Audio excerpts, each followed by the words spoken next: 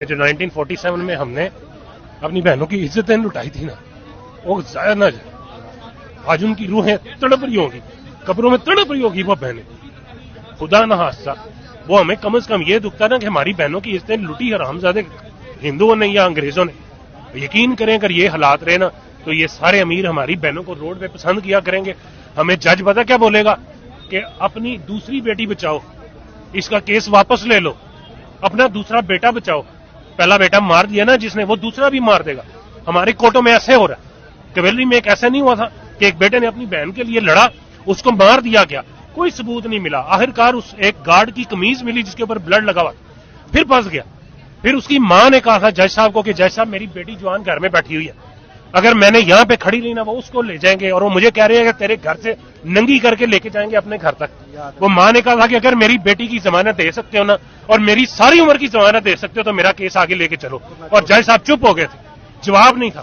پاکستان کی سب سے بڑی عدالت کا جج ایک عورت کو جس کے ساتھ یہ ہوا وہ طاقت نہیں دے سکتا، اس کو حوصلہ نہیں دے سکتا، اس کی حفاظت نہیں کرنے کا آرڈر دے سکتا، تو ہم کون سے انصاف میں لے کے بیٹھے ہوئے؟ ہم ان کے خلاف لڑ سکیں گے؟ یہ حمزہ، شہباز، دوسرے تیسرے، ہمیں نہیں یاد کہ اس ملک میں کیسے مقابلے ہوتے ہیں. میں چھوٹا سا تھا، سنتے تھے عابد باکسر اور فلاں فلاں مقابلہ کیا، بندہ غائب. آج وہ نہیں ہے اس بندے کی وجہ سے. اس لیے تھوڑی کہ ہمارے پاس ٹیکنالوجی آ گئی ہے، اس لیے تھوڑی کہ ہمارے پاس آئی فون آ گیا 2-2 لاکھ روپے کا، اس لیے کچھ نہیں ہوا. یہ سارا کچھ وہی ہے. صرف اس بندے نے اتنی سمجھ دے دی ہے کہ جو غلط کرے گا اس کو بولو، کم از کم بولو.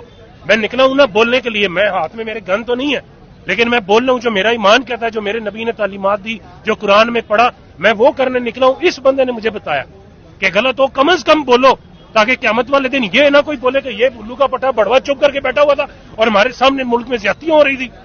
میں تو کہہ سکوں گا نا، میری یہ ریکارڈنگ آج بھی آپ دو گے، آپ اس دن بھی گواہی دو گے کہ میں نے اس بندے کو وہاں پہ دیکھا تھا اور یہ کھڑا تھا. بچے کو کیوں لے کے آئے؟ اسی لیے کہ آپ سب کو بھی یہ لگے کہ یہ گولیاں نہیں دینے آیا. یہ بھی تو ہو سکتا تھا کہ میں بڑے آرام سے آتا، آرام سے بیٹھتا، جدھر رش ہوتا میں تھوڑا سا دور رہتا اور جاتا سیلفی لیتا اور لگا دیتا جی میں کھڑا تھا.